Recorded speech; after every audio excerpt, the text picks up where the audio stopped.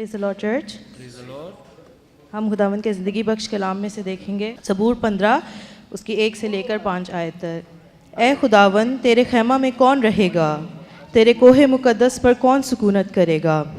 वो जो रास्ती से चलता और सदाकत का काम करता और दिल से सच बोलता है, वो जो अपनी ज़बान से बहतान नहीं बांधता और अपने दोस्त से बदी नहीं करता और अपने हमसाया की बदनामी नहीं सुनता, वो जिसकी नज़र में रज़ील आदमी हकीर है पर खुदावंद से डरते हैं उनकी इज़्ज़त करता है।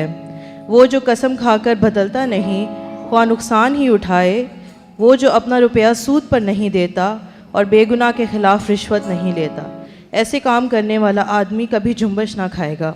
पाक कलाम के पढ़े और सुने जाने पर खुदावंद की बरकत।